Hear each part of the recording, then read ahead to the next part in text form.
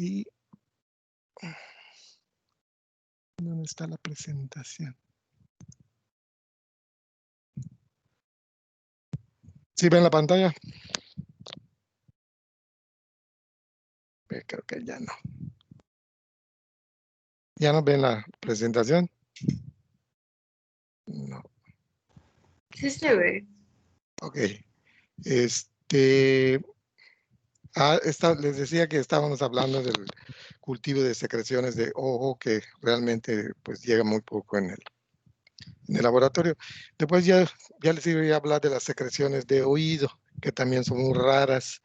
En mi caso, por ejemplo, pues realmente únicamente he trabajado muy pocas y generalmente es del conducto auditivo externo, que realmente no son muestras representativas del lugar, o sea, del sitio de infección. ¿Por qué? Porque a este nivel generalmente hay presencia de bacterias que forman parte de la flora bacteriana normal y que muchas de ellas son como estafilococos, proteus y otros microorganismos que son incluso microorganismos propios de la piel. Entonces, aquí la recomendación es hacer una timpanocentesis, pero generalmente los oftalmólogos muy raro, o sea, al menos en el laboratorio nunca ha llegado. Y aquí del lado derecho tenemos una imagen de la membrana timpánica, donde se señala exactamente el sitio de punción en el caso de que el oftalmólogo se animara a hacerlo, ¿no? Entonces, a veces pudiera ser que también hubiera ruptura de la membrana timpánica. Esa se podría aprovechar igualmente para tomar la secreción, pero como les insisto, eso sí realmente nunca he manejado este tipo de muestras. Vamos a ver, bueno, vamos a hacer hemocultivo. Bueno, en el caso de hemocultivo, al igual que las que ya vimos que son un poquito más invasivas, en las cuales hay que tomarla a través de la piel, lo primero que se recomienda obviamente es una desinfección de la zona de punción, precisamente porque pues otra vez volvemos con la parte de la flora bacteriana normal. Y aquí también, no solo en las centurias como el líquido cefalorraquídeo, en la punción suprapúbica y también en la aspiración translaringea, sino también aquí es muy importante. Todos estos diferentes muestras biológicas, algunas se pasan directamente a un agar sólido, que es el medio de cultivo. Ahora, en el caso del hemocultivo, aquí la muestra de sangre se va a pasar a un caldo, pero a un medio líquido de cultivo. Y aquí sí también es muy importante. Incluso puede ser tratado cualquier material biológico que te vaya a poner a un caldo de cultivo, de preferencia si es estéril. Sí, ahora si es un medio que tiene la posibilidad de que tenga algún otro microorganismo como parte de la flora bacteriana normal, no.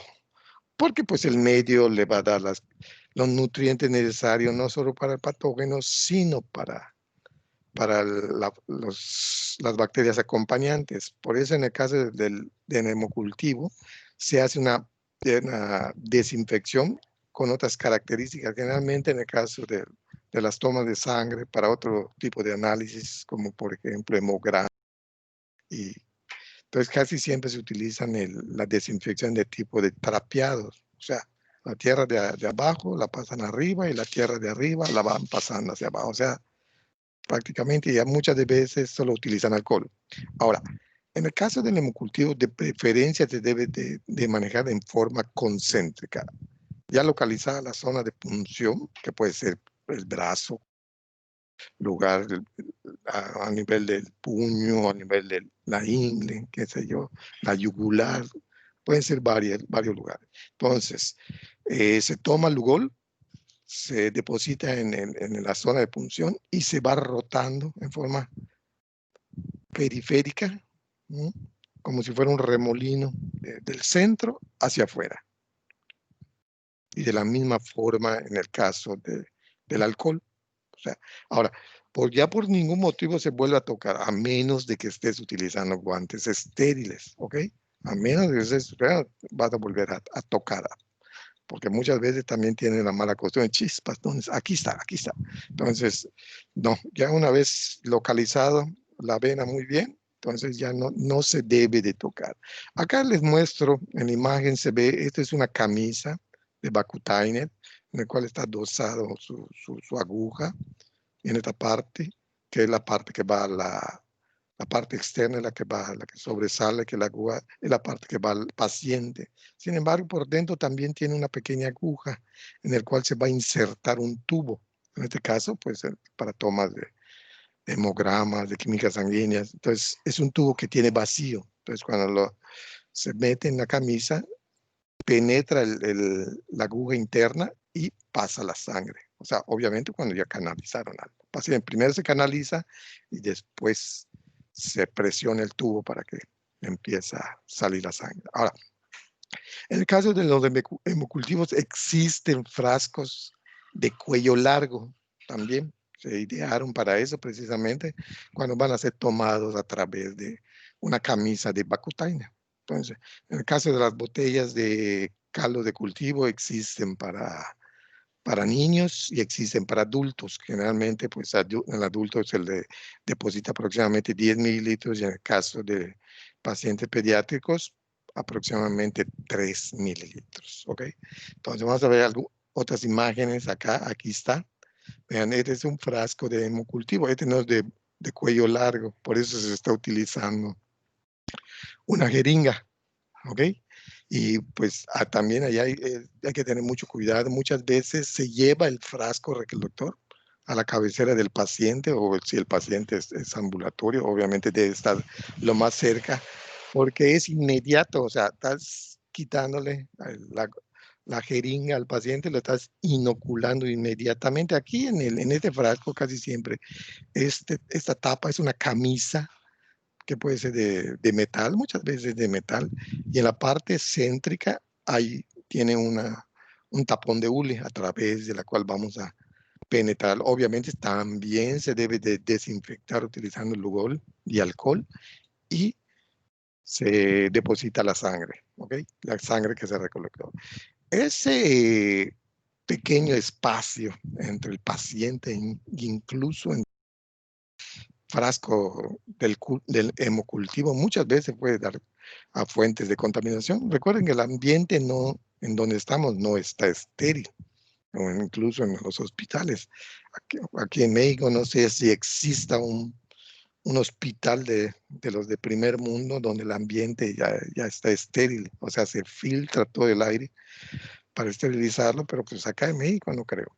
Entonces, esos también pueden ser fuentes de contaminación, porque a veces al momento de estar retirando la aguja del paciente, sin querer podemos mover el émbolo y aspirar un poco de aire.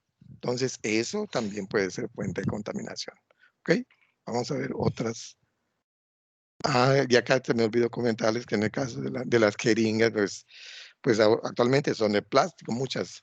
Entonces, pero antiguamente eran de cristal. Yo llegué a ver de cristal, que se manejaba mucho de cristal. Por ejemplo, nosotros, yo me acuerdo que los esterilizábamos y se reutilizaban. O sea, se limpiaban muy bien, se secaban y se procedían a esterilizarlos. Incluso las agujas. Una vez estaba en poco tiempo en un laboratorio clínico donde las agujas se reutilizaban. Imagínense ustedes.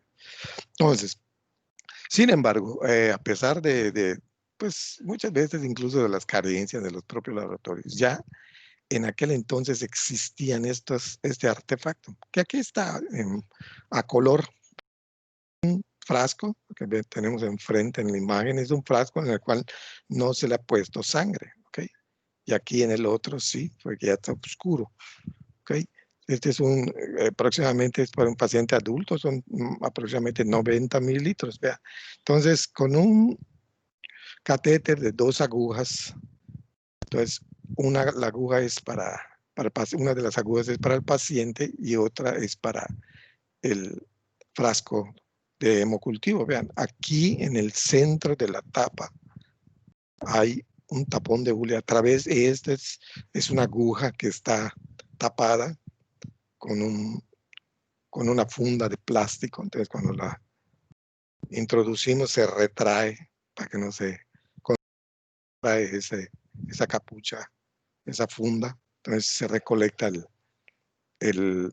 la sangre. O sea, y de esa manera también evitamos el contacto con el ambiente. Sin embargo, vea, esta imagen, en la imagen, no sé si les pasó, pero el que está haciendo la recolección de la muestra no tiene guantes, que es una de las características en la toma y manejo del guante. No solo nos vamos a tomar las muestras del material biológico con mucho cuidado y todo, pero también nosotros nos debemos de proteger.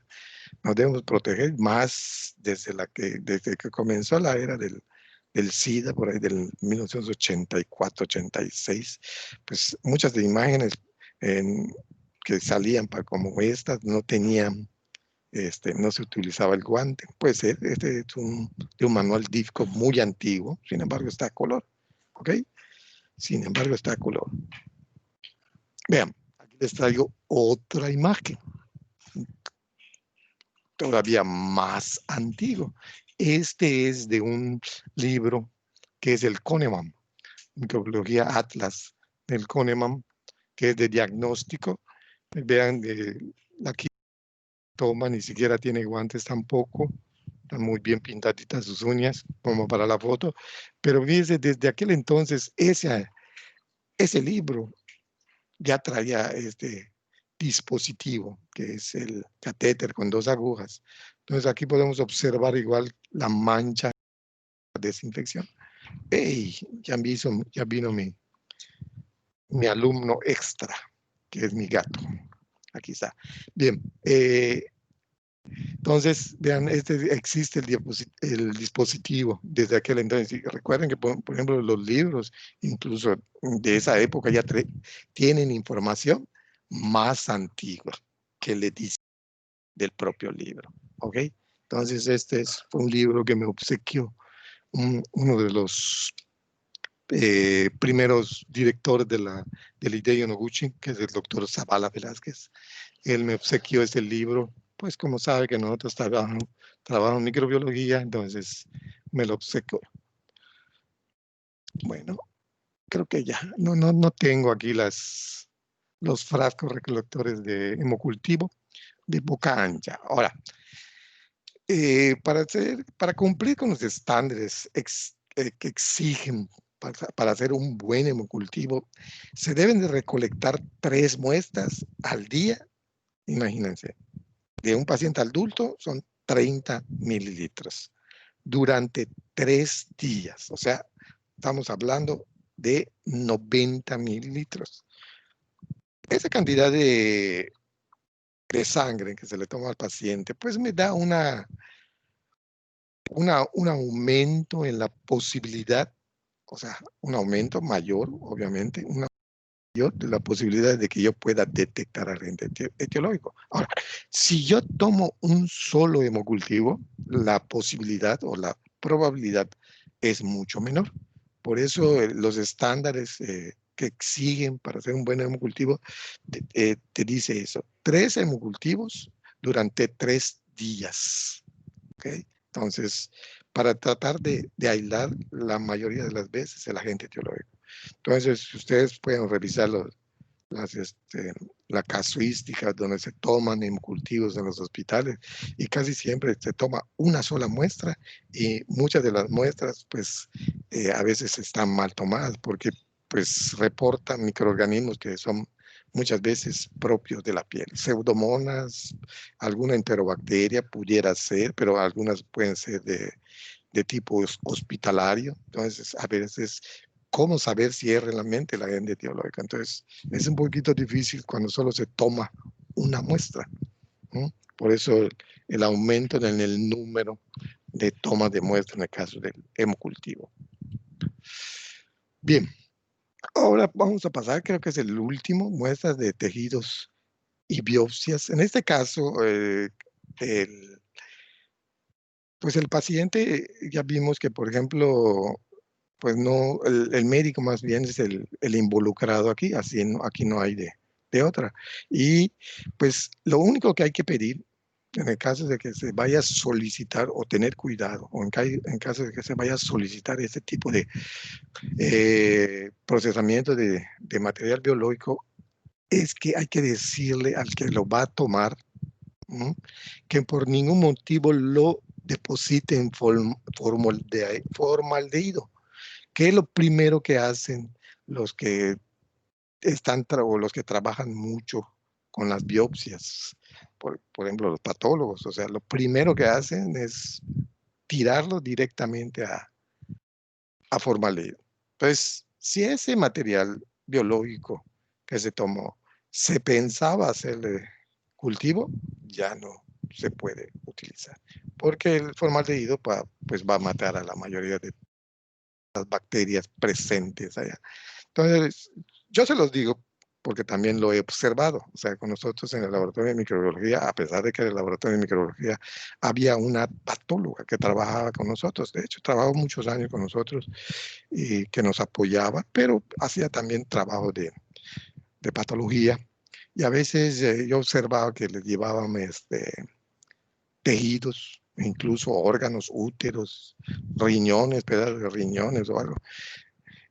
Lo primero que hacía era ponerle en formaldehído, esperaba un momento y después le soltaba el chorro de agua del lavabo. Ya ella mientras trabaja, está el agua está tirándose las cantidades de agua, precisamente porque pues, el formaldehído es muy tóxico. Generalmente, si tú estás trabajando cerca de ellos, es una irritación de los ojos, chispas, no se aguanta. Entonces, por eso les digo que ellos trabajan mucho el formaldehído. Entonces, donde hay que depositar estas biopsias es ya sea solución salina estéril o agua destilada estéril. ¿Okay? Entonces, obviamente, y utilizar un recipiente adecuado, o sea, que cierre en forma hermética y pues rotularla perfectamente bien. O sea, y acá ya no es necesario, muchas veces se puede refrigerar, esta sí se puede refrigerar, pero pues si no, se puede permanecer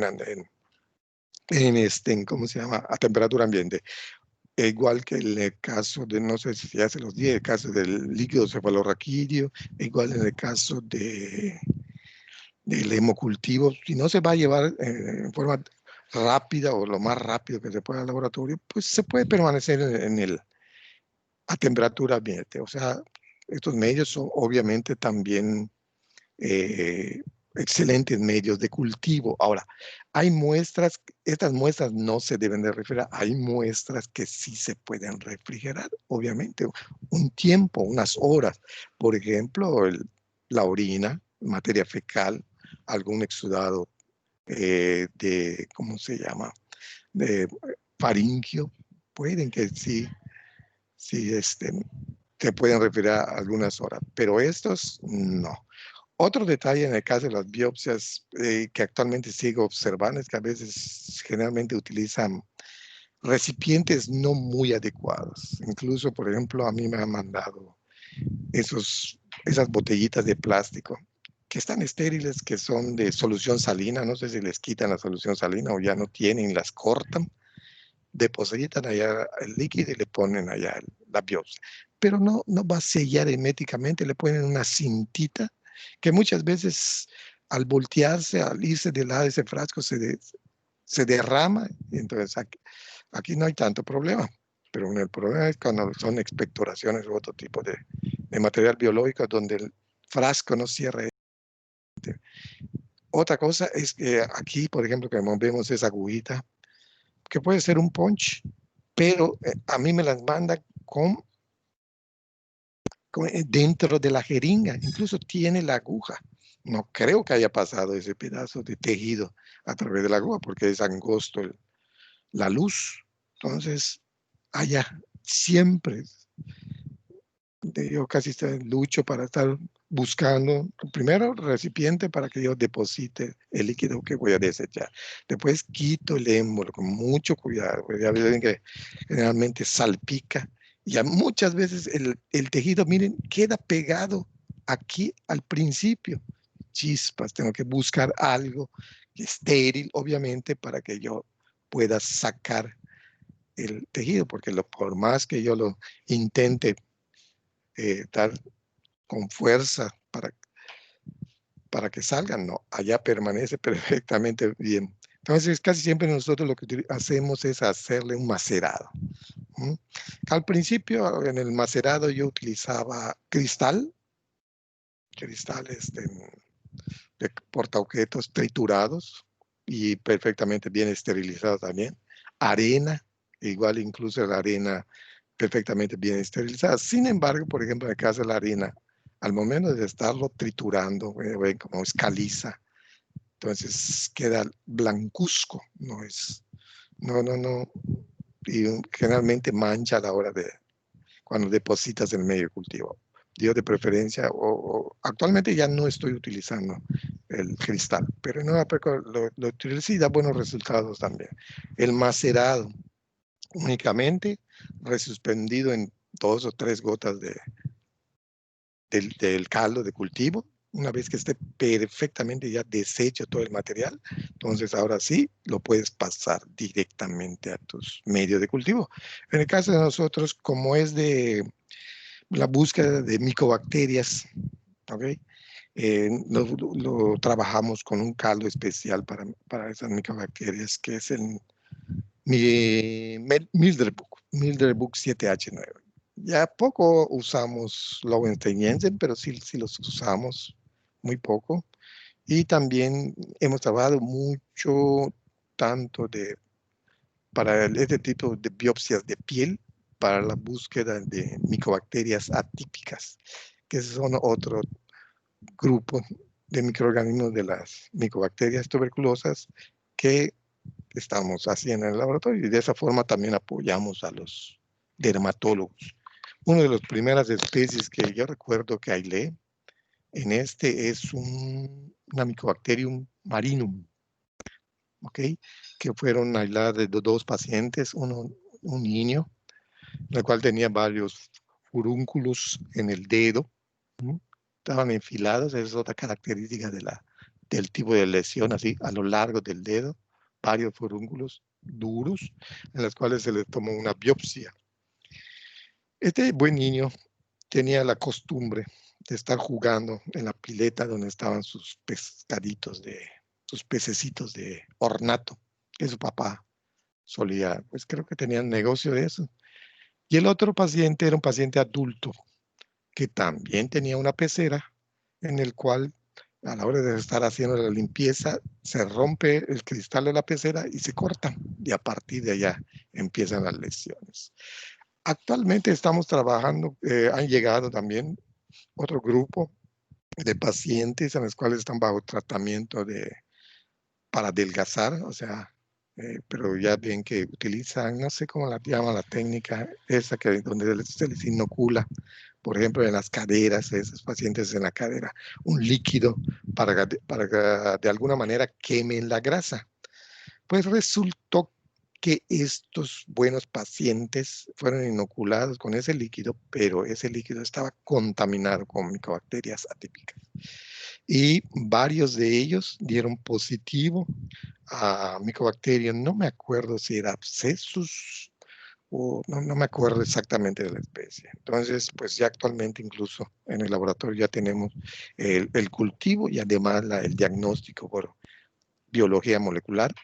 Utilizamos PCR y utilizamos lo que se conoce con el nombre de RFLP, que es una técnica en la cual ya podemos diagnosticar hasta especie, porque este grupo de microorganismos atípicos o no tuberculosos son muy específicos para para el tratamiento, no salen con cualquier tratamiento, de ahí la problemática de muchos de ellos que incluso llegan al dermatólogo que ya están multitratados, o sea, han recibido una gran cantidad de antibióticos, pero no le han dado exactamente el que necesita. Incluso hay variaciones con respecto incluso a la especie. Por eso es muy importante llegar a nivel de especie. El diagnóstico no solo es ver el género, sino también la especie. ¿Ok? Bueno, pues aquí la imagen, que lo que realmente quiero dejarles ya esta imagen en la mente, de que cuando se tiene, ya se hizo la labor de recolección de la muestra, lo más importante también es llevarlo, o sea, transportar esa muestra en las condiciones adecuadas, no sé, para conservar la muestra, obviamente, sino hasta que llegue al laboratorio y que sea procesado en forma adecuada. Por eso es la alusión de este avioncito, que pues está a alta velocidad, pero pues esa impresión les quiero dejar. O sea, ya se hizo la recolección, ya se hizo el trabajo, órale, vamos a llevarlo a la muestra al laboratorio, aunque a veces implica no que el laboratorio no esté en el mismo edificio, por ejemplo, en un hospital, pues hacemos la toma en el quinto piso, hay que bajarlo hasta al primer piso del laboratorio, pues ni modo, hay que, e incluso a veces están fuera del laboratorio, o sea, fuera de donde se tomó la muestra, los laboratorios, ni modos, hay que hacer el esfuerzo, un último esfuerzo para el bien del paciente. Muy bien, aquí tenemos el ciclo diagnóstico, que estamos en una fase preanalítica, tiene una fase analítica y una fase postanalítica. Obviamente la fase preanalítica es cuando llega el paciente, el cual presenta signos y síntomas de la enfermedad infecciosa, llega a consultar con el médico. Obviamente el médico ya lo examina y ya hace su diagnóstico de acuerdo a los criterios clínicos tentativos. O sea, él ya más o menos ya tiene una idea de lo que pudiera ser. Eso también es muy importante porque tampoco en el laboratorio somos adivinos, porque incluso ha pasado, o sea, llegan al laboratorio la muestra y el médico o el que lleva la muestra dice, pues, doctor, lo que salga. Pues lo que salga, se pueden buscar miles de microorganismos, pero pues no, tienes que tener una idea de acuerdo a las características clínicas en la cual también vas a hacer la solicitud. Vean, tiene su diagnóstico clínico y ya se recolectan las muestras apropiadas para el cultivo. Todos, obviamente, en recipientes o en medios de transporte perfectamente rotulados. ¿Ok? Ahora, se transcriben las órdenes del médico a un formulario de solicitud. Entonces, y las muestras se transportan al laboratorio. Luego, la recepción en el laboratorio, que también se hace, se toman datos de todo eso, se hacienda en libretas o en algún medio, entonces para tener un récord de todas las fechas y todo el nombre de todas las muestras que llegan con diferentes materiales biológicos. Hasta acá acaba la fase analítica. Ya en la fase preanalítica, ya en la fase analítica ya es parte de lo que es el laboratorio, en donde se van a utilizar ya sea la microscopía, diferentes coloraciones, e incluso se pueden dar informes presuntivos, por eso lo marca hasta acá. Y también las muestras se deben procesar ya con los medios de cultivos adecuados. Y muchas veces, muchas e incluso no solo se van a hacer cultivos, sino también se pueden hacer otros diagnósticos, por ejemplo, en el exudado vaginal, en el cual vamos a buscar Trichomonas hominis, en el cual ya no es una bacteria, es un protozoario. También se pueden hacer búsquedas de levaduras e incluso cultivarlas. Entonces, eso ya es también diferente, eso ya es un hongo. Entonces, en muchas también se pueden buscar otros microorganismos diferentes incluso a las bacterias. Pero en el caso de las bacterias, bueno, se inoculan en los medios. Ya una vez que se han aislado los microorganismos, se van a utilizar exámenes o sistemas de identificación para dar con la especie o con la bacteria que está causando, con el nombre del agente etiológico, básicamente. ¿Mm? Se pueden realizar exámenes de algunos subcultivos. y ya tenemos listo los resultados, ¿eh? Y se pueden dar incluso acá en esta fase también informes preliminares y ya y finalmente el resultado. Se prepara el informe final del cultivo y se envía al consultorio. Esta ya es la fase post-analítica. El médico va a interpretar los informes y va a instituir ya el tratamiento apropiado ya para el bien de este paciente. Obviamente, cuando todo lleva resultados óptimos, ya el tratamiento también es satisfactorio, ya para la salud del paciente. Aquí también lo tenemos en figuritas, vean cómo está el paciente, todos los involucrados aquí, el médico, de acuerdo a sus exámenes, ya va a ser, solicita posteriormente el material biológico, hace la transcripción, llega al laboratorio, se hace la recolección o se hace la recolección en el mismo hospital, pero el transporte de la muestra también ya para el laboratorio. Ya en el laboratorio también debe haber un control de calidad. Esto es ya parte interna del laboratorio, el flujo de información, la interpretación por parte del médico y el tratamiento. O sea, y la responsable de poner el tratamiento que ya dio el paciente, la enfermera, y para el bien del paciente, ¿ok? Entonces, ya. No sé si tengan alguna pregunta sobre esta parte de que es de la toma del material biológico de los diferentes lugares. No sé si tengan alguna pregunta. ¿Alguien? Yo no, doctor, no tengo preguntas. Bueno, eso lo puedo interpretar como lo que todo también es parte del silencio, que ya no hay preguntas al respecto. Ahora, vamos a comenzar a ver otra parte que ya es cuando llega, que es la parte de la parte analítica, lo que se lleva a cabo en el laboratorio. Vamos nuevamente a compartir el,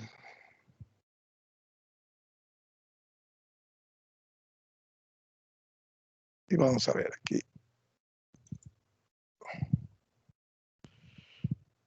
¿Ven la presentación?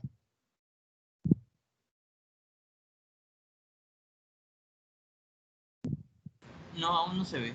¿No se ve? No, aún no, doctor. Ah, perdón.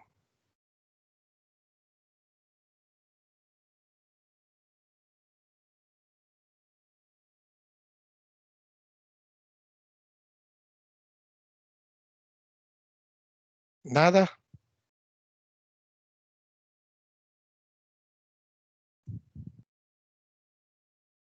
Nada aún. Listo, Nada, doctor. vamos a ver, a tener ayuda.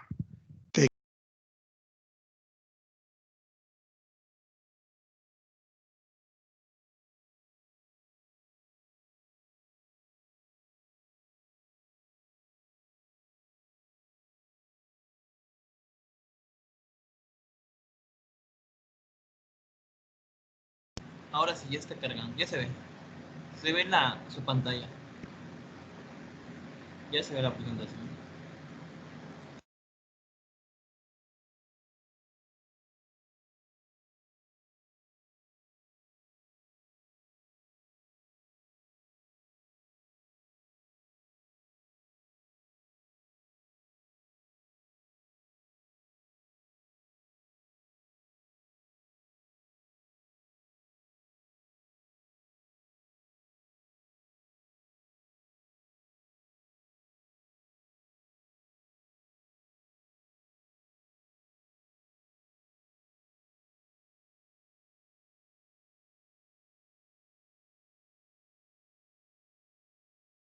Ahora ya se ve, doctor.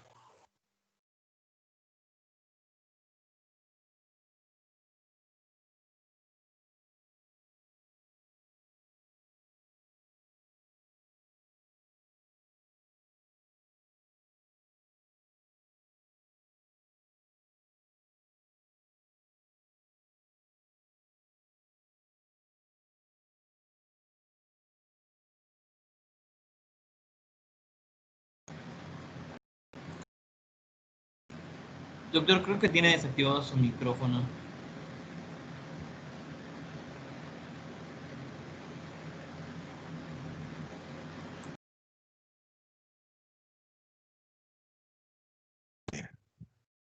A ver, Ahora sí ya se escucha. pero debe haber otro micrófono. Bueno, la misma. Sí, bueno, no, ¿me oyen bien?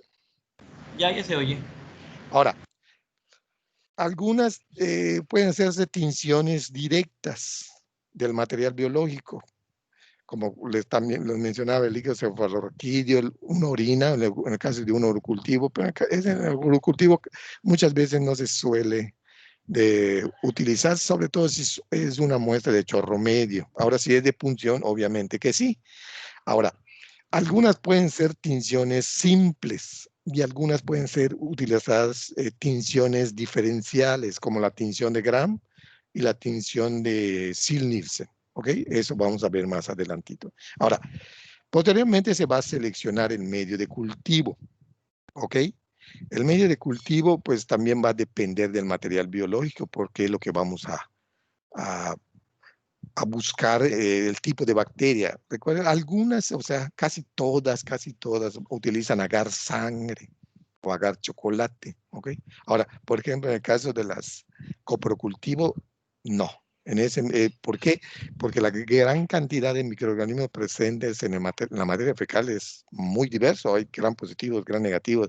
O sea, entonces lo que se hace allá, se utilizan medios selectivos y diferenciales sobre todo para inhibir toda la parte de cocos y bacilos gram negativos. O sea, se hace una selección para que crezcan únicamente bacilos gram negativos, que son precisamente, entre ellas están las enterobacterias y algunas otras bacterias. ¿Ok?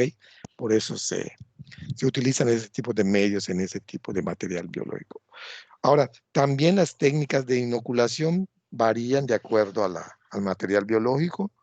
Es también, si es estéril, pues sí, casi siempre se utiliza la técnica de pentágono, sobre todo si hay una fuente de flora bacteriana normal, para hacer el aislamiento. Eso lo vamos a ver más adelantito, ¿ok?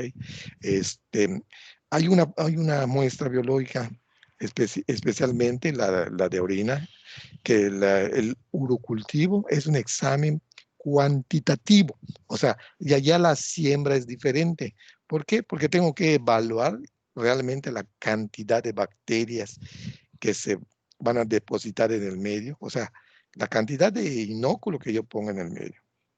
¿Ok? Entonces se siembran en forma masiva. O sea, lo vamos a ver cuando veamos urocultivo. Ok. Ahora, vamos a ver las tinciones. En el caso de las tinciones, como bien les dije, pueden ser utilizadas para material biológico estéril. Sin embargo, por ejemplo, hay una muestra biológica que es también sumamente importante hacer la tinción de Gram, que incluso tiene flora bacteriana normal, que es el exudado vaginal. En el caso del exudado vaginal es muy importante porque observar el bacilo de Doderlein o bacilo o lactobacilo, o que es un bacilo gram positivo, que es la que le da la acidez a la vagina, es muy importante cuando se va a hacer el diagnóstico de vaginosis. ¿Ok? En el caso de vaginosis, lo primero que se debe de tomar en cuenta es la desaparición de ese bacilo gram positivo. Por eso se hace un frotis y se observa al microscopio. Y al no observarlos, porque normalmente deben estar allá, al no observar ese bacilo, que es un bacilo grande, gran positivo, pues eso ya me da la primera pauta para comenzar a sospechar de vaginosis. Aunque también hay otros criterios, además de ese, no solo ese, como la presencia de células clave. O sea, eso no sé si cuando lo vean se los mencionen, o tal vez yo le dé un poquito más de información sobre eso, que es un tipo de células epiteliales tapizadas con un grupo de bacterias. No tengo aquí ninguna imagen. Y la presencia también de mobiluncos es otro factor. La presencia de de un olor característico misma de la secreción. Eso también se hace en el laboratorio. Y aparte, el cultivo, también el pH, ya me acordé, el pH, se mide el pH eh, de la secreción, que debe ser un pH, si hay, creo que existe un pH por arriba de 7, donde lo normal debe ser la acidez. ¿Ok? Entonces, muchos factores. Ahora, para comenzar a hacer una tinción de Gram, podemos empezar dependiendo de a qué le voy a hacer la tinción o a qué bacteria o dónde está esa bacteria. Ahora, si es del material biológico, que también puede ser una expectoración, en el caso de, por ejemplo, cuando se busca, esto no es para tinción de Gram, pero para Nielsen, para la búsqueda de bacilos ácido alcohol resistentes. Entonces, puede ser con la ayuda de un hisopo, tomo la secreción, en el caso de expectoración, y la voy a embarrar acá en el portaobjetos, ¿ok? Muchas veces no es necesario que sea un portaobjeto estéril, que esté perfectamente bien limpio, no hay ningún problema. Aquí tienen el puesto, tienen demarcado, pero porque están utilizando la siguiente forma que vamos a ver. Ahora, si es el material biológico, es tratar de extenderlo lo más que se pueda. O sea, ¿por qué? Porque una de las exigencias para la preparación del medio de los frotis para la preparación de tinciones es que deben ser delgados. O sea, tratar de que no se quede acumulado acá la expectoración, porque si no, a la hora de teñirlo se va a formar una costra y tiene repercusiones a la hora de decoloración, que es uno de los pasos que vamos a ver más adelante. Ahora, si yo voy a hacer el frotis a partir de un cultivo de bacterias, o sea, de una colonia bacteriana, que bien puede estar en el agar, en la placa de Petri, ¿ok? Allá la colonita, o puede ser a partir de un tubo que también podemos agar, que tiene agar y hay crecimiento bacteriano. Entonces, si voy a hacerlo desde aquí, lo primero que tengo que poner es una gota de agua, ¿ok? Entonces aquí, como en la imagen se observa, están poniendo una gota de agua. Esta es una asa bacteriológica, vean, con un aro al final, en el extremo o en la punta, vean. Este es una asa bacteriológica.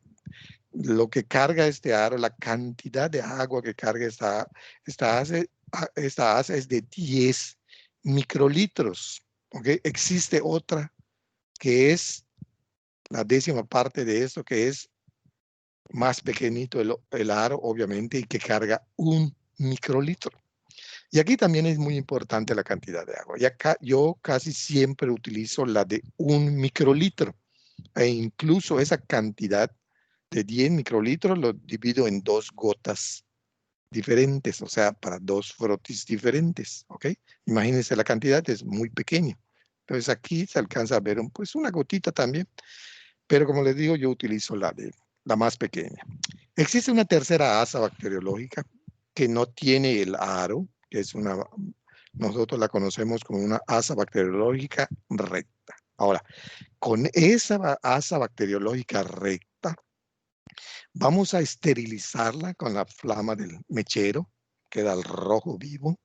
Entonces la podemos enfriar en el agar donde no estén las colonias bacterianas, las podemos enfriar allá. Y una vez de que esté frío, vamos a tomar una pequeña pizca de esa colonia bacteriana con la punta. ¿Okay? Es una pizquita. Y esa la vamos a resuspender en esa pequeña gota, como les dije anteriormente, tratando de extenderla lo más que se pueda. O sea, extenderla, hacer resuspender esa pizca de bacterias. Queda ligeramente lechoso, según la cantidad, por eso les digo que debe ser muy pequeña, debe ser lo más tenue posible. Y una vez que ya hemos resuspendido, vamos a esperar que se seque a temperatura ambiente. Por eso debe ser pequeña la gota. Imagínense, ponemos una gota allá, resuspendemos allá nuestro material de bacterias Esperamos, si ponemos una gota grande, vamos a esperar un buen tiempo, imagínense. Pero pues hay que aligerar, o sea, hay que darle dinámica a esto porque no solo eso tenemos que hacer en el laboratorio, o sea, hay muchas otras cosas. Entonces, una vez que esté seco, vamos a proceder a la fijación, ¿ok? Se debe secar al aire. Aquí está. Del lado izquierdo observamos cómo está, vean, aquí está la otra asa, es más pequeñita el aro, vean. Y está la mancha, es bastante grande, o sea, pero la extendieron lo suficiente. Entonces vamos a pasar eh, por la flama, o sea, la parte de abajo del portaobjetos donde está la mancha, la vamos a pasar por encima de la flama 2 o 3 veces. Ese es un proceso de fijación. El calor ayuda a que se pegue más al cristal para que no, a la hora de hacer los lavados, porque entre cada colorante hay que hacer lavados con agua de la llave o con agua. Entonces, muchas veces, si no hacemos esa fijación, se escurre, perdemos el frotis, se va con el agua. Entonces, a la hora de observar, no vamos a observar nada. Ahora, esta es una fijación bastante fuerte, yo le digo gruesa, porque pues el calor con la flama, pues muchas veces puede alterar las membranas de las células, sobre todo de las células eucariotas, porque pueden ser células epiteliales, pues incluso de los leucocitos, por ejemplo, que son más pequeños que las células epiteliales, y pues alterar. Pero aquí lo que realmente me importa es la célula bacteriana, que es mucho más pequeña, entonces no se afecta en ese caso, ¿ok? Ahora, por ejemplo, para las tinciones de exudado vaginal, suelen utilizarse incluso otro tipo de fijación, la que se utiliza metanol. O sea, para que es una fijación más suave e incluso es la que utilizan los ginecólogos. Cuando los ginecólogos hacen una toma de cervix, por ejemplo, para hacer Papá Nicolau, entonces ellos utilizan ese tipo de fijación, etanol. Sale retiran el hisopo, lo impregnan en el portaobjeto esperan que se seque e inmediatamente le ponen, es un spray, ellos utilizan spray, que es metanol, entonces esperan que se seque y ya, suficiente. Ellos no creo que no utilizan el agua como ese spray. Entonces, ¿por qué? Porque a ellos les interesa precisamente ver el contorno, la forma incluso de las células, porque muchas veces puede ser el diagnóstico de cáncer. Entonces, nosotros en algunas ocasiones, como ya les mencioné, en la ciudad vaginal o en ciertas tinciones en donde vamos a observar microorganismos intracelulares, podemos utilizar o debemos utilizar metanol. Muy bien, ahora ya está listo el portaobjetos, el frotis que nosotros llamamos. Entonces vamos a hacer ponerle primer colorante, que en su caso de tinción de Gram, el primer colorante es cristal violeta. El cristal violeta es 1 minuto con ello sobre donde está la mancha o donde pusimos el frotis, allá, en este caso, pues es casi todo el portaobjetos. Pero yo, por ejemplo, puedo poner 1, 2, 3, 4 arriba y 4 abajo. O sea, es la habilidad de cada quien que realice, porque a veces están procesando varias muestras y hay que pues simplificar el material que se utiliza. Entonces utilizamos un portaobjeto para varias muestras, obviamente perfectamente bien marcada, y tener un enlistado en tu libreta de lo que estás poniendo, el tipo de colonia, que eso lo vamos a analizar más adelante. ¿Ok? Bueno, y eso durante 1 minuto, pasa el minuto, se retira el exceso de cristal violeta e incluso se le pasa agua de la llave, vean, para retirar todo el exceso de cristal violeta. Inmediatamente después se le pone Lugol. El Lugol es un mordente que conjunto con el cristal violeta forman un complejo que ayuda a que se fije mejor ese cristal violeta en la pared celular de las bacterias. ¿ok? Al igual es un minuto. Transcurrido el minuto, se retira el exceso de lugol o todo el lugol y se lava con agua de la llave para retirar el residuo que queda. Se lava con agua de la llave, vean. Y ya después pasamos al siguiente paso, que en este caso es el crítico, el más importante. ¿Por qué? Porque se va a utilizar una solución que es el decolorante. Entonces, que hay que utilizar aquí ya, sí, también con reloj en mano. Vamos a ponerle, si utilizamos alcohol etílico, debe de ser 5 segundos, ¿ok? Sí, 5 segundos, así como casi materialmente está cayendo la gota, vemos cómo se empieza a desprender parte del cristal violeta e inmediatamente se lava con agua de la llave, ¿ok? Como acá, en el lado izquierdo. Ahora, sin embargo, también podemos utilizar una mezcla de ese alcohol etílico con acetona en una reacción volumen-volumen, o sea, si pongo 20 mililitros de alcohol, debo poner también 20 mililitros de acetona. Ese es una dilución volumen-volumen. ¿Ok? Ahora, si utilizo la mezcla, le voy a dar 15 segundos. O sea, pongo la mezcla, espero los 15 segundos con reloj en mano e inmediatamente lo lavo. ¿Ok? Ahora, ya se lavó con agua de la llave también, vean. Ahora procedo a ponerle el colorante de contraste. O sea, lo que ya se decoloró o ya se coloreó o permanece coloreado, pero lo que ya se decoloró se va a colorear con este colorante. O el que ya perdió el cristal violeta se va a colorear con safranina, que es de color rojo.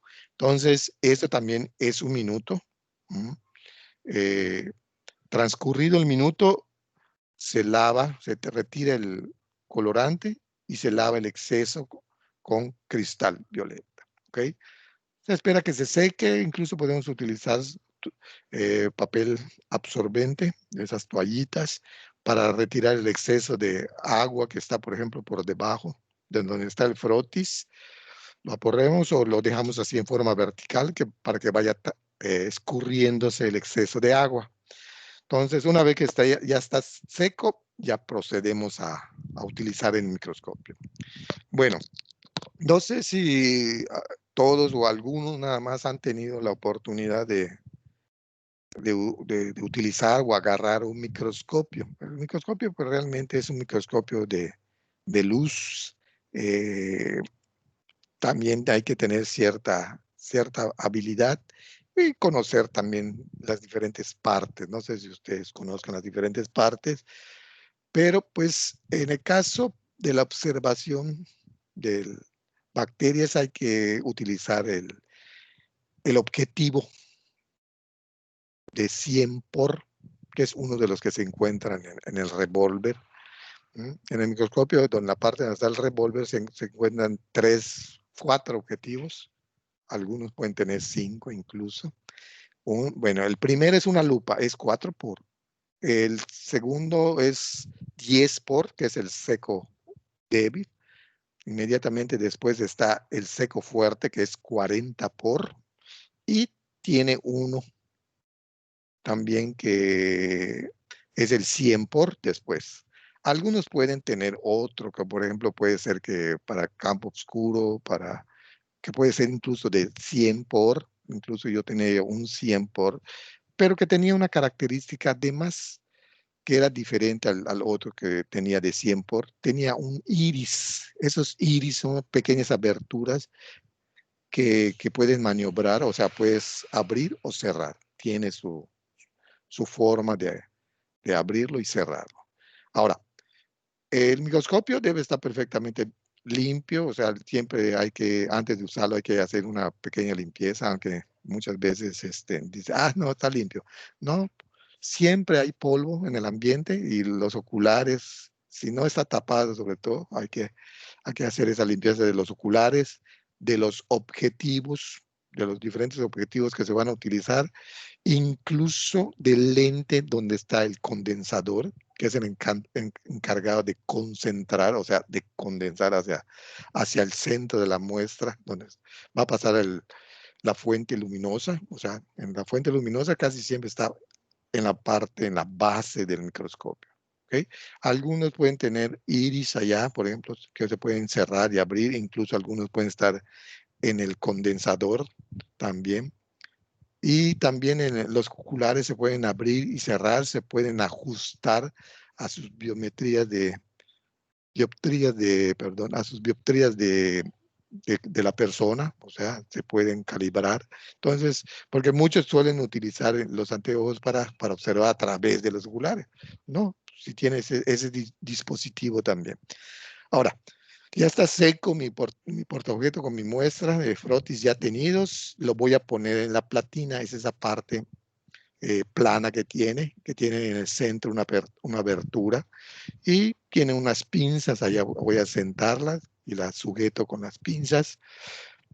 Y voy a poner lo primero que se va a hacer, obviamente encenderlo, de que la fuente de luz esté hacia abajo, o sea, el condensador hacia abajo, porque voy a observar a través del objetivo de 10 por. Entonces, bajo con la ayuda del macrométrico, bajo hasta donde llega un tope, o sea, y voy a observar a través de los oculares. Y debo de observar, o sea, lo voy ajustando, incluso con el micrométrico, y ya, alcanzo a ver una mancha. Eso es la búsqueda del campo ocular, ¿ok? Después de esto, voy a mover el revólver hacia donde está la lupa para que yo me encuentre con el objetivo de 100 por. En el transcurso de eso, antes de que llegue el objetivo 100, debo ponerle una gota de aceite de inmersión. Esa gota de aceite me va a ayudar a que los haces de luz de la fuente luminosa que viene desde abajo, pasan por el condensador, no se dispersen. Si no utilizo el aceite de inmersión. Entonces, al utilizar el aceite de inmersión, cuando yo ponga el objetivo de 100 por, esos haces de luz deben pasar directamente del cristal a través de la muestra hacia el objetivo. O sea, no se deben perder muchos. Y eso me va a ayudar a que lo que voy a observar, que es muy pequeño, yo lo pueda observar en forma óptima. Puede ser que si yo no pongo ese aceite de inmersión, que yo no vea nítidamente la imagen de las bacterias, ¿ok? Por eso se utiliza el aceite de inmersión. De hecho, cuando se pone el objetivo, queda embarrado dentro del aceite de inmersión, hay que mover, puedo ver a través de los oculares, ¿ya? Pero voy a verlo tenue, tal vez lo vea muy borroso, entonces lo ajusto con el micrométrico muy suavemente. Esto te los digo porque a veces incluso algunos quieren observar directamente poniendo el aceite de inmersión sobre el frotis y ponen el objetivo, y lo que pueden hacer es clavar. Si utilizan el macrométrico, pueden clavar el objetivo hasta el fondo y romper el cristal, ¿ok? Y de alguna manera también se daña el lente del objetivo, se puede romper. Incluso por eso, después de las observaciones utilizando el aceite de inmersión, se debe retirar o se debe limpiar el objetivo. Usted puede utilizar alcohol, no se deben utilizar solventes muy fuertes como la acetona, el xilol. ¿Por qué? Porque pueden dañar el lente, lo pueden despegar. Entonces, una vez que ya estamos observando al microscopio, pues las bacterias no son muy grandes, son pequeñas. Incluso a veces son muestras que son paucibacilares, o sea que la cantidad de bacterias que están presentes es muy poca. Muy bien. Ahora, la tinción de Gram obviamente es una tinción diferencial. Nos van a dar nos diferencian dos tipos de bacterias, que son las bacterias Gram positivas, que son las moradas, como las que observamos aquí en el recuadro de la parte derecha. Hay diferentes. Y también hay bacterias Gram negativas, ¿ok? Entonces, también nos da la morfología bacteriana. Recuerden que, de hecho, las 3 morfologías bacterianas que fueron descritas incluso por Leeuwenhoek hace muchos años, son las que actualmente prevalecen. Todavía no se han descrito otra morfología de importancia médica, ¿ok? Que son los cocos, que son los redondos, y los bacilos, que son alargados. Y por último, los espirilos. Aquí no se ve ningún espirilo, pero que es la otra morfología bacteriana de importancia médica que se han descrito, porque existen incluso otras morfologías. Se han descubierto, por ejemplo, bacterias cuadradas, que tal vez son ambientales, e incluso bacterias gigantes, mucho más grandes que esto, como por ejemplo del tamaño de un paramecium, por ejemplo, que es un protozoario. Entonces, comparado con las bacterias, es obviamente mucho más grande.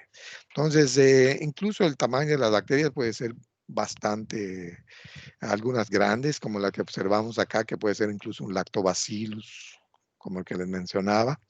Algunas pueden ser más delgaditas, como por ejemplo el Haemophilus es un bacilo delgado. Por ejemplo, el Brucella es un diplococo gram negativo muy pequeñito y, y que da un poquito de trabajo a la hora de observar al microscopio. ¿Ok? Entonces, aquí, además, otro dato que nos ayuda la tinción de Gram, ya les dije, la diferenciación en la tinción, la morfología bacteriana, y otro dato que puede ayudar es también la disposición. Hay ciertos microorganismos que incluso pueden ser patógenos que se disponen a la hora de hacer el frotis, adoptan una morfología muy especial. Por ejemplo, este par, que es un diplococo, son 2 cocos unidos. Eso se permanece así porque el microorganismo se divide en un plano y permanecen pegados. Por ejemplo, este no es, por ejemplo, muy característico del diplococo del Streptococcus pneumoniae. En caso del Streptococcus pneumoniae, generalmente el coco no es tan redondo como en este caso. Ahora, sí, por ejemplo, otros estreptococos pueden ser que se dividan y pueden permanecer en cadena. Por ejemplo, en el caso del Streptococcus pyogenes, acá vemos acá abajo de la imagen, podemos ver una cadena que puede ser un Streptococcus pyogenes, o pueden permanecer cuando se dividen en 2 planos, en tétradas, como por ejemplo los micrococos, que también forman parte del exudado faríngeo.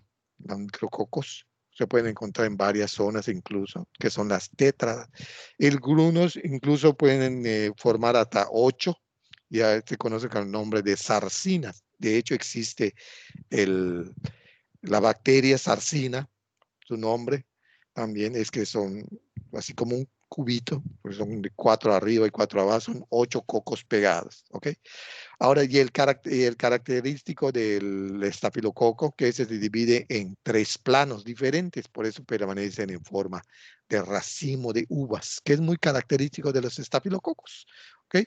Para el caso de los gram negativos, pueden ser en pareja, como en este caso que está, diplococo gram negativo, muy sugestivo de Neisseria, tanto gonorrea como meningitis, y otros bacilos. Hay bacilos de diferente tamaño, bacilos gram negativos, incluso de otra tinción, como el bacilo gram positivo. Entonces, hay varias disposiciones muy características. Por ejemplo, si un bacilo gram positivo se quedan pegados, vean, pues sí, se van pegando, no se van separando. Hay varios, 5, 6.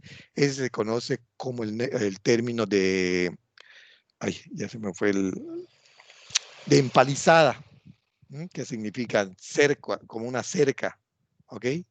Algunos, por ejemplo, pueden tener por ejemplo, el difteroide. Los bacilos difteroides son bacilos gram positivos que un extremo es más ancho que el otro, o sea, incluso parece un pequeño garrote.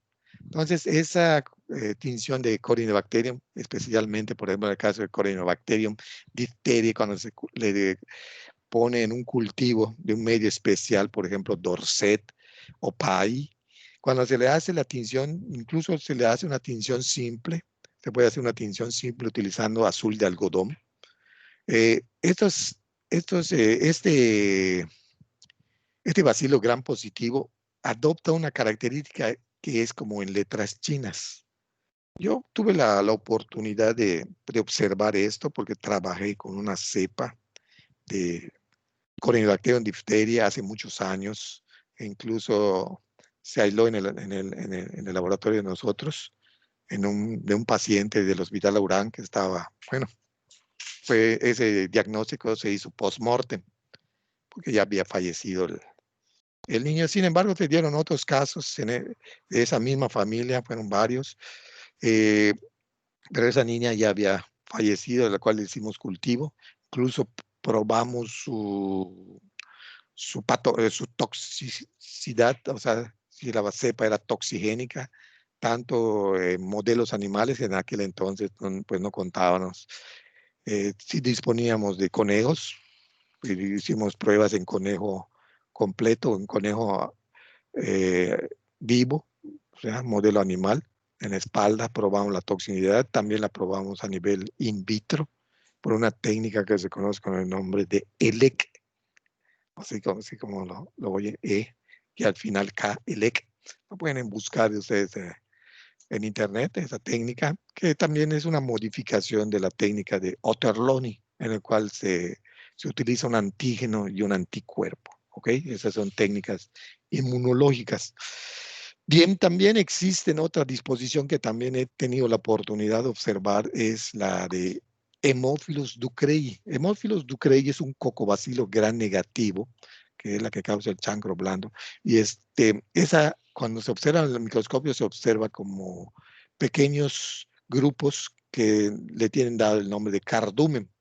Ya ven como los pescaditos, las sardinas, por ejemplo, se agrupan de esa manera. Entonces son grupos, se van observando grupos en el frotis de cocobacilos gram negativos. Y así hay otras disposiciones, por ejemplo, las cadenas de los bacilos gram positivos. Bien, aquí otra vez es la misma metodología, en el cual algunas veces, esto lo dejé a propósito, esto lo tengo, ya lo corregí, pero en el libro desde yo lo obtuve, yo saqué esta información, utilizaban diferentes tiempos. Por ejemplo, de cristal violeta utilizaban segundos, 15 segundos o 5 segundos. Muchas veces existen tinciones de gram modificado. Pues hay que tener cuidado con lo que estamos usando o con lo que preparamos en el laboratorio, porque muchas veces estos reactivos se preparan en el laboratorio. Entonces puede hacer una modificación en donde aumentan la concentración de los colorantes utilizados. ¿Ok? Entonces, esta es una modificación. Ahorita vamos a ver estas son posibles variaciones en las que se pueden dar a la hora de hacer una tinción de gram. ¿Ok? Ahora, acá hay cuatro ejemplos. Por ejemplo, en A, la primera, casi siempre cuando se hace una tinción de gram, se deben utilizar bacterias que se conoce cómo reaccionan. Por ejemplo, en el caso se puede utilizar un bacilo gram negativo, que puede ser una coli, o sea, que ya está identificada. Incluso se puede utilizar, por ejemplo, un coco gram positivo, en el caso de estafilococo, que son microorganismos muy comunes y que podemos mantener en el laboratorio, y a la hora de, pues, los podemos utilizar para ver si nuestra tinción de gram está funcionando, ¿ok? Nuestros tiempos sobre todo.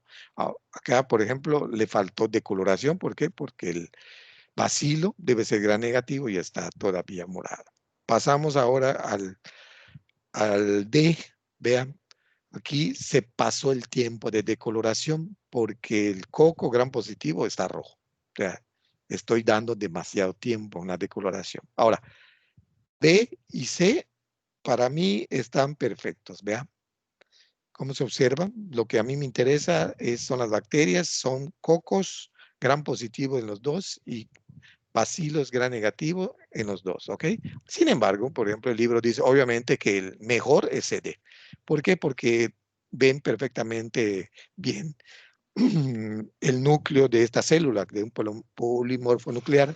Aquí todavía hay vestigios del cristal violeta. Y muchas veces también al aumentar un poquito tal vez la decoloración, pues tal vez interfiera también a la hora de la decoloración de las bacterias. Por eso, esto pues obviamente es lo ideal, pero estas son las que se utilizan para, por ejemplo, para imágenes de libros. Sin embargo, a veces los libros dan imágenes así, e incluso a la hora de trabajar, a la hora de la talacha, así aparecen. ¿Sí? Ahorita lo vamos a ver. Ah, bueno, tal vez. Bueno, porque lo que sigue es esto. Aquí igual vean ya aparecen las morfologías diferentes, incluso las de las bacterias de espirilos, ¿no? Curvos incluso, hay bacilos curvos y todas las morfologías. Incluso acá hay bacterias esporuladas con esos centros, vean.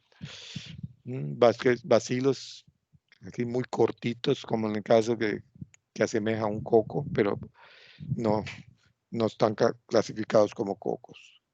Por ejemplo, en el caso del coco bacilo de Bruselas, que son gram negativos, y en el caso de cocos, por ejemplo, del Streptococcus pneumoniae, que está ligeramente alargado, o sea, que es característico lanceolado.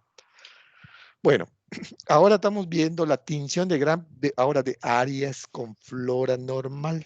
O sea, por ejemplo, es un exudado vaginal. ¿Por qué les digo que es un exudado vaginal? Porque es la presencia de este bacilo grande, gram positivo. ¿Ok? Esto es lo que debemos observar cuando hay un exudado vaginal. Pues normal en su caso, no se sospecha de vaginosis. Cuando se sospecha de vaginosis es completamente diferente. Acá podemos observar también diplococos gram positivos, gram negativos. Aquí está un bacilo difteroide también que forma parte de la flora bacteriana normal, incluso levaduras, vean. Pero vean, solo tienen puesto una. O sea, la cantidad también es muy importante. Ahora, pasamos en B. Ahora en B es una morfología bacteriana de un exudado faríngeo. Aquí pues realmente nos dan, por ejemplo, cocos gram positivos en diferentes disposiciones, diplococos en pequeñas cadenas, tétradas, en racimo, o sea, en sinfín. También en gram negativos, cocos gram negativos, bacilos gram negativos, y otras morfologías. Aquí se alcanza a ver un espirilo gram negativo, pero que no son muy comunes también. Bueno, en boca tal vez, pero en la exudafaringea no.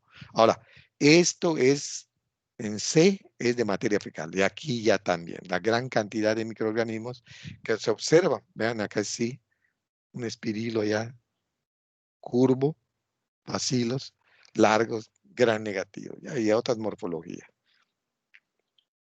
Ahora, esto es tinción de grande exudado con alguna infección aguda, ¿ok? En su caso, obviamente, esto es sugestivo de, ¿no? Sugestivo, por ejemplo, en A, sugestivos son diplococos gram negativos, que es sugestivo de Neisseria meningitidis, por una secreción uretral, por ejemplo, o de un líquido cefalorraquídeo. Vean, incluso observen ustedes el polimorfo nuclear, hay dentro de la bacteria, que son bacterias intracelulares. Por ejemplo, en el caso del B, esta es una expectoración. Pues, pues como es un dibujo, obviamente no le pusieron por allá algunas bacterias perdidas, pero casi es cultivo puro porque lo que se ve es un diplococo gram positivo. Vean, observen el coco no está tan redondo, es lanceolado, o sea, como una pequeña una punta de lanza, que también así lo describen algunos libros. En C, si es una secreción de alguna herida o de de un furúnculo, por ejemplo, de coco gram positivo, vean, incluso algunos en pareja, aislados, en racimo. Este también es característico de Staphylococcus aureus. Esta es de una peritonitis, por ejemplo, de alguna punción a nivel de abdomen. Vea cómo hay vaciada de la materia fecal, por eso la gran cantidad de morfología que se observa también. ¿Ok? Y en E es de una orina Observa bacilos gram negativos, posiblemente una Escherichia coli o cualquiera de las enterobacterias. Y por último, en F, que observamos un bacilo, vean, más pequeño en comparado con la E. coli, que es pleomórfico incluso, que parecen cocos, ¿ok? Porque son bacilos pequeños, como están tan pequeños que parecen cocos. Esto es característico de Haemophilus, que es un bacilo pleomórfico. Algunas veces se presenta así. Y es Haemophilus, este sí es de un líquido cefalorraquídeo. ¿Ok? Ahora vamos a ver algunas imágenes de muestras biológicas y también de frotis a partir de cultivos. Por ejemplo, la que tenemos aquí es de una expectoración de donde se observa diplococo gram positivo sugestivo de Streptococcus pneumoniae. Vean cómo se observa las células, algunas se ven bien, por ejemplo, una que está un poquito ligeramente arriba del centro, esta, pero las otras no se aprecia muy bien el núcleo. Bueno, sin embargo, ahí se va. Pero lo que me interesa, sí, la bacteria, que es un diplococo gram positivo. ¿Ok? El siguiente, vean, aquí también hay células que incluso no se ven muy bien. Eso puede ser, por ejemplo, de una expectoración e incluso también de una secreción de algún forúnculo. Vean, aquí se observan cocos aislados y cocos en cadenas y en cadena muy larga. Vean, cadenas muy largas. Esto es sugestivo de estreptococo. Ahora, la especie habría que determinarla también con el cultivo. Vean, de esta también se observa bien las células, que son leucocitos polimorfonucleares, incluso se observan diplococos gram negativos dentro de él. Entonces, y este es muy sugestivo, ya sea de una uretritis o bien de un líquido cefalorraquídeo, que también puede ser Neisseria meningitidis. Ahora estamos viendo una imagen en la cual, pues, yo digo que esto fue tomado adrede, porque incluso el recuadro, la explicación no me dicen exactamente, nada más dicen es un gramo positivo y un gran negativo, que efectivamente es lo que observamos, cocos gran positivos en racimo y un bacilo gran negativo. Ahora, aquí ya no se ven células, ni células epiteliales, ni células, ni leucocitos, ni otro tipo de células, ¿ok? Esto yo supongo que es un frotis a partir de un cultivo. ¿Por qué? Porque solo estoy observando bacterias. Pero casi siempre cuando yo hago un frotis, casi siempre la hago de una sola colonia. Y se supone que en una sola colonia es un cultivo puro, o sea, así se obtienen los cultivos puros. Se hace el aislamiento y de lo que crezca se selecciona una colonia. Y esto lo puedo pasar en otro agar o puedo hacer un frotis, como en su caso. ¿Ok? Cuando esta bacteria colonia ya la siembra en otro agar, ya obtengo de esa manera un cultivo puro. ¿Ok? Por lo que muchas de las muestras biológicas, sobre todo las que tienen flora bacteriana normal, todo lo que crece es un cultivo, es un cultivo mixto de todas las bacterias que puedan crecer. E incluso hay bacterias que no crecen, porque no les doy el medio adecuado. Todas esas bacterias y algunas que incluso no se han podido cultivar, se les conoce con el nombre de no cultivables, así se le llama, ese término se les da. Ahora, por eso este frotis, cuando yo lo veo, se me acuerda esto. O sea, debo de ver una sola morfología bacteriana. Si estoy observando eso, a lo mejor hice un barrido, o sea, obtuve varias colonias, de varias colonias. O a lo mejor hicieron en el mismo frotis, pusieron los dos adrede, o sea, tomaron de una bacteria gram positiva y de una bacteria gram negativa y lo homogenizaron, que también se puede hacer para probar la tinción, que es lo que creo que hicieron acá en esta imagen. Y sí le salió bien.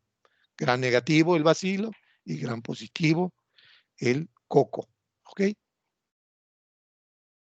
Ahora esta imagen no está muy, incluso como se observa como si estuviera desenfocado. Pues lo traje no porque esté muy buena, sino porque aquí al menos alcanzo a observar un bacilo curvo. En este caso, los gran negativos, de hecho, se observan rosados. Véanlos, algunos están aislados por acá, donde muestra donde está Rod, que es bacilo, pues está señalando el bacilo gran positivo, que es verdad que es recto. Arribita, vean, hay un bacilo gran negativo recto, aislado, ¿ok? Ahora, cuando estos bacilos se pegan, pueden adoptar la forma de S, que es la forma, la disposición, vean aquí, al lado de este bacilo gran positivo, el que está señalado.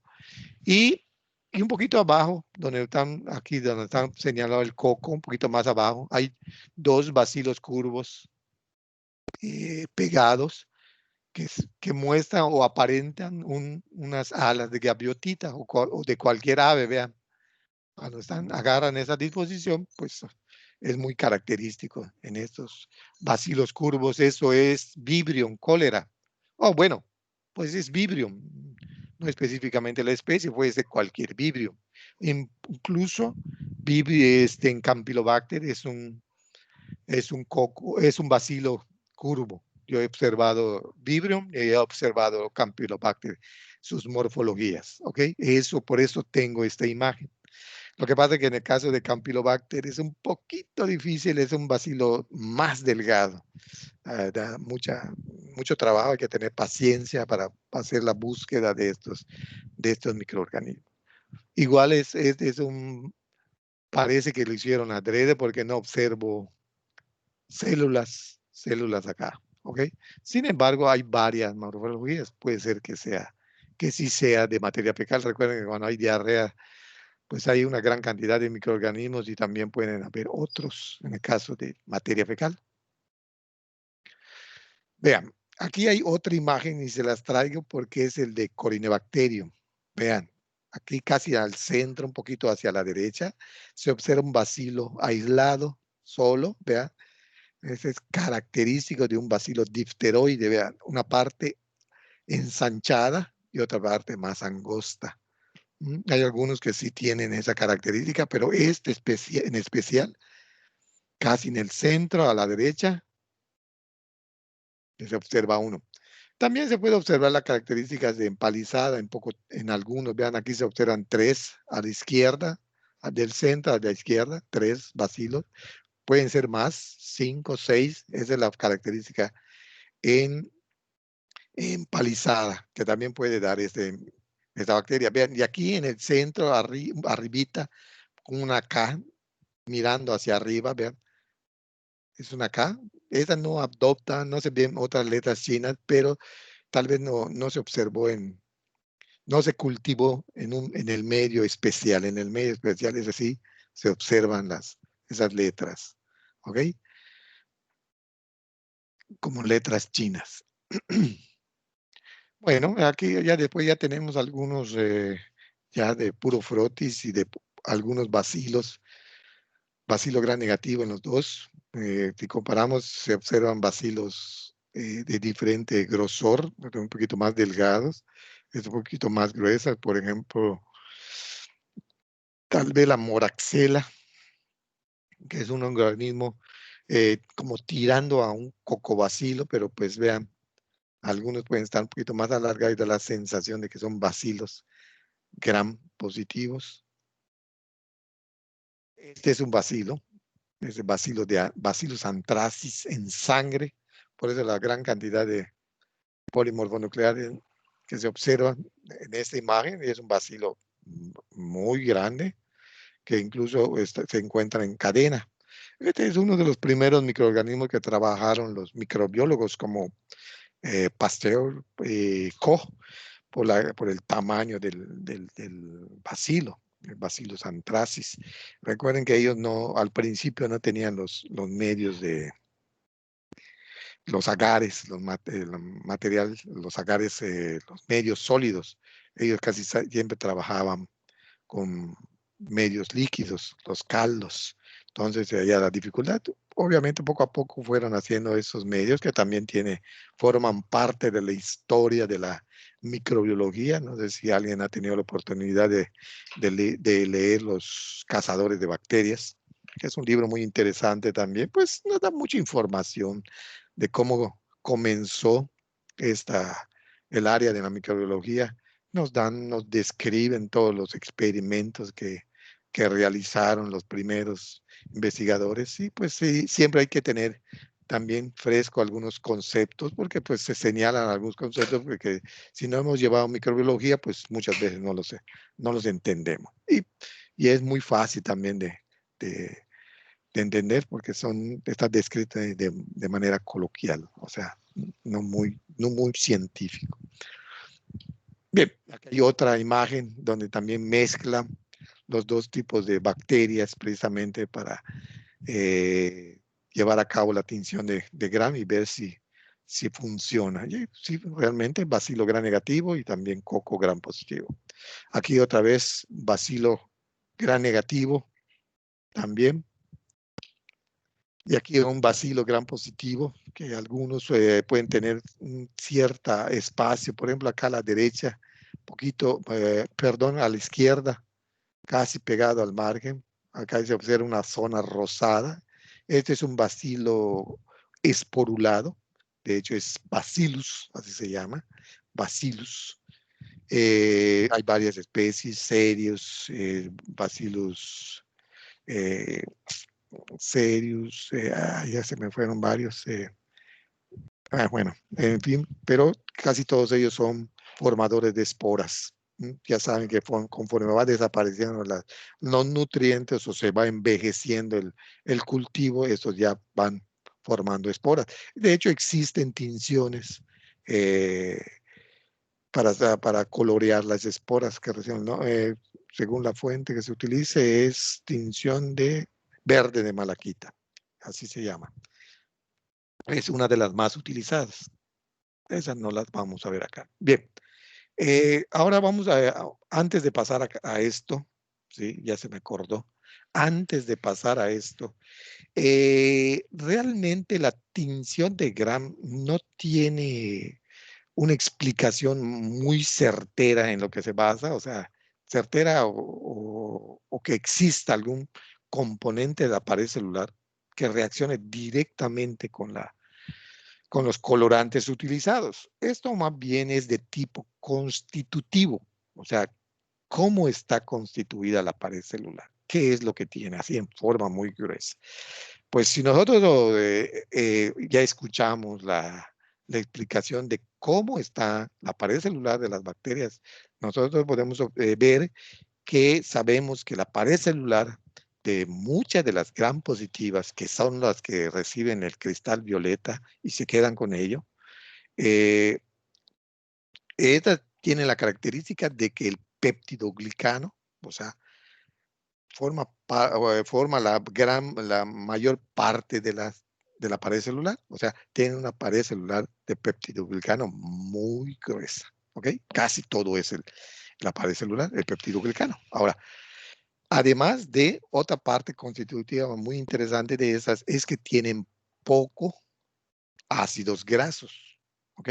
Ahora, esta pared como es muy gruesa, es muy densa, o sea, tiene poco espacio.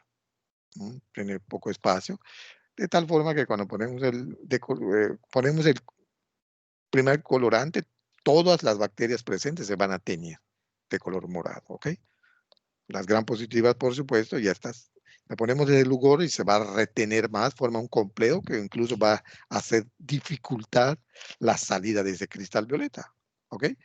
También en el otro se forma el complejo, en las gram negativas, pero están teñidas en ese momento de cristal violeta, ¿ok? Ahora, les dije que el paso crítico es la decoloración utilizando cualquiera de esos decolorantes. Aquí lo importante es el tiempo, ¿ok?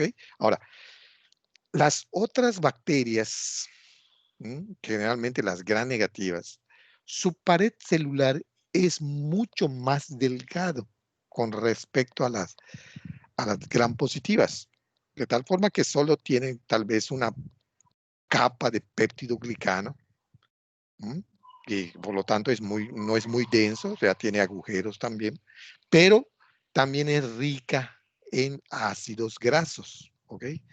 De tal forma que cuando viene la decoloración, entonces en la pared celular que tiene poco ácidos grasos, que va a jalar el alcohol, jala el alcohol, pues sí se van a formar ciertos espacios que va a permitir la salida del cristal violeta, pero no sale completamente, o sea, queda parte retenida, porque recuerden que forma un complejo, entonces también que dificulta la salida.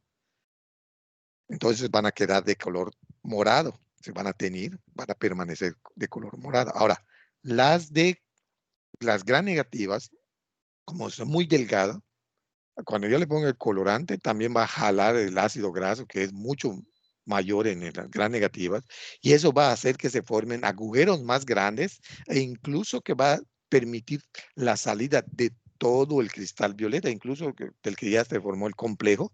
¿Por qué? Porque es muy laxo, está muy grande los agujeros y ¡pum! Se decolora y pierde el cristal violeta, que es el primer colorante. ¿Okay? Ahora, cuando ya viene el colorante de contraste, pues los que están teñidos de color morado pues se van a permanecer así. Ahora, se van a colorear los que se decoloraron y van a agarrar el color rojo de la safranina, que esa es la explicación que se le da a la tinción de Gram. ¿Ok? O sea, es la explicación más, o sea, un poquito más cercana, porque es de tipo constitutivo. Por eso tenemos gram positivos, las que tienen pared gruesa, y gram negativos, las que tienen pared delgada. ¿Ok? Entonces, esa es la explicación. Ahora vamos a pasar a otra tinción, que es la tinción de Nielsen. Como les expliqué también al principio de la tinción de Gram, podemos hacer un frotis a partir de diferentes. Si es de material biológico, vean, es acá depositar y impregnar el material biológico con la ayuda de un hisopo y extenderlo. Por eso dice acá, preparar un frotis delgado. ¿Okay? Ahora, si es a partir de cultivo, de un medio de cultivo, en el caso de Nielsen debe ser es una tinción que pues es para micobacterias o de los microorganismos que son ácido alcohol resistentes, que también se conocen. Este tipo de, por ejemplo, las micobacterias crecen en un medio especial. La mayoría de las veces es Lowenstein-Jensen o en otro medio que se utiliza que son Milderbrook. En el caso de Milderbrook es una serie de medios que pueden ser sólidos o líquidos. ¿Ok?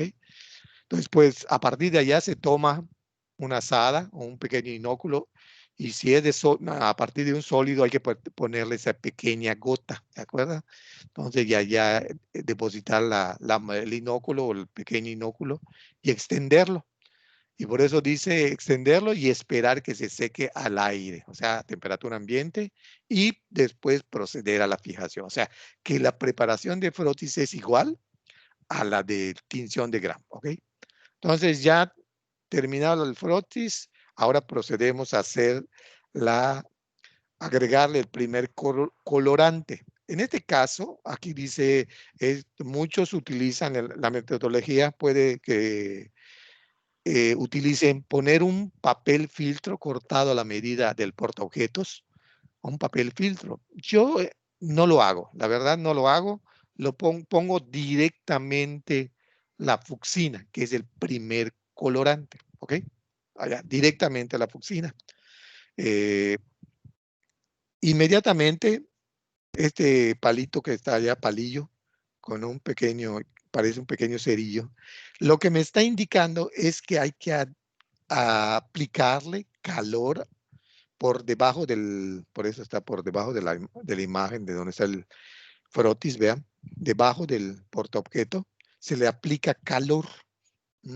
Entonces, esa aplicación de calor no debe ser permanente.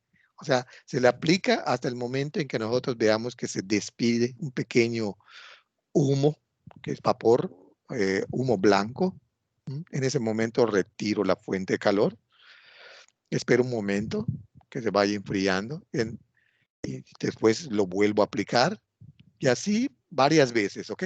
Hasta que transcurra entre 3 y 5 minutos. Aplicándole el calor, lo dejo de aplicar, ya, ¿ok? Ahora, cuando ya transcurrió el tiempo, esos 5 minutos, espero un momento para que se enfríe. Espero un momento que se enfríe el colorante y después retiro, ¿ok? Porque muchas veces puedo que yo retire el colorante con la ayuda de una pinza y lo lave con agua de la llave. Si está caliente, esto se rompe. Esto me sucedió a mí las primeras veces que yo hacía esto, nadie me lo explicó, incluso en la escuela no te lo explican, casi siempre nada más vimos lo que es la tinción de Gram. Nadie me explicó cómo hacer la tinción de St-Nielsen, yo lo fui aprendiendo, por eso les digo esas cosas que me pasaron, o sea, se rompe el portopeta, entonces hay que esperar, tener paciencia, esperar unos minutos y ya después lavar con agua de la llave y pasar a lo que es la decoloración. Casi siempre cuando lavamos todavía hay una mancha acá roja, sobre todo si es de material biológico o de cultivo puro también se forma una mancha muy gruesa, también si está muy grueso nuestro frotis. Eso es muy importante, debe de ser siempre el frotis delgado, ¿ok? Ahora vamos a pasar a la decoloración. Acá se va a utilizar otro decolorante, es este, que contiene, que es un alcohol ácido. Es alcohol etílico, es una mezcla de alcohol etílico con ácido clorhídrico al 3%. Vean, es un decolorante fuerte, por eso de ahí el nombre también de ácido alcohol resistente, porque resiste esos bacilos de micobacterias, van a resistir la decoloración con este decolorante fuerte. Existe otra decoloración con un decolorante un poquito más suave, que incluso se les dice a ese tipo de microorganismos ácido alcohol débil, ácido débil de coloración. Porque se utiliza incluso el decolorante diferente. Ahora aquí, en esta decoloración, como ustedes observan, en el 3 no hay tiempo. O sea, aquí hay que quitar, de hecho, todos los vestigios de color rojo que yo observe. Si todavía observo acá, adelante, no hay problema. Casi debe quedar de la misma tonalidad como al principio. Vean el portaobjetos, vean, nada más se observa el frotis, pero no se observa ningún color rojo, ¿ok? Esto así debe ser la decoloración. Y después lavar con agua de la llave, otra vez. Y por último, poner el colorante de contraste, que en este caso, vean, son 20 segundos, pero eso depende de la concentración del azul de metileno que se está utilizando. Yo casi siempre le doy 1 minuto e incluso 3 minutos, porque lo que ya se decoloró y lo que permanece coloreado no se va a tener de color azul, pero sí es muy importante lo que se decoloró.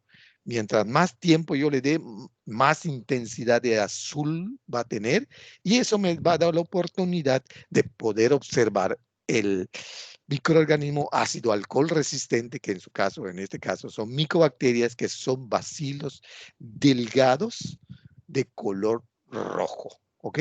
Con un fondo azul es más fácil de observar. Por eso les digo, el tiempo en el colorante es de contraste, casi siempre se le debe de alargar para mejorar la observación, ¿ok? Ahora, es lavar con agua de la llave y después otra vez secar.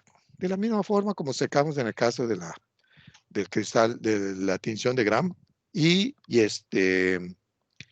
está listo para observar al microscopio de la misma forma y ya tenemos listo nuestra tinción.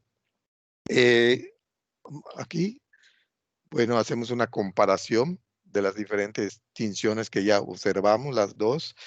La tinción de Gram, vean, micobacterias no se tiñen con el Gram positivo, sin embargo, estas micobacterias están clasificadas como gram positivas, pero no se tiñen.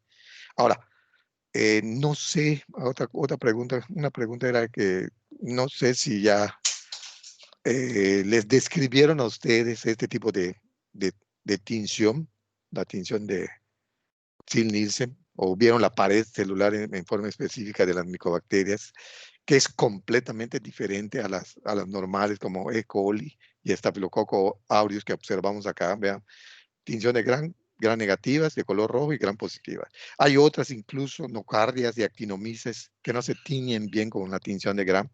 Vean, parecen incluso hongos. Ahora, así como les dije que la tinción de Gram existen modificaciones, también en el caso de la de Zell-Nielsen existen modificaciones. Vean, esta es una modificación que es ácido FAST, que es conocida también como la tinción de Kinju.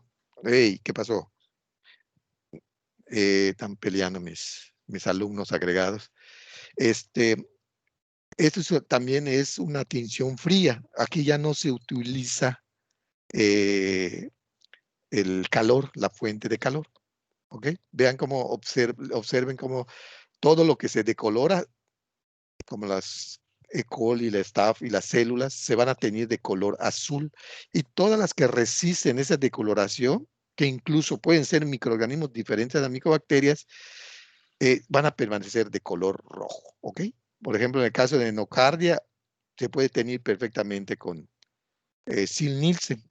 Y en el caso si utilizas Kinju, vean, se puede tener también no solo nocardia, sino también actinomyces y por supuesto las micobacterias. De allí que es muy importante teñir o sea, esta tinción, no, pues no puedo decir que lo que estoy viendo es una micobacteria, sino que puede ser nocardia y puede ser actinomyces. Bueno, pues vamos a dejarlo hasta acá. Esto es, obviamente, si no tienen ninguna pregunta hasta el momento de lo que ya hemos visto. Y pues de la próxima clase vamos a continuar. Con ustedes tengo clase hasta el viernes a las 9, ¿ok? Entonces, a ver si no tienen ninguna pregunta de lo que ya vimos. ¿Alguien me puede responder? Yo no. ¿No? Bueno, entonces vamos a detener también la grabación. Y aquí está.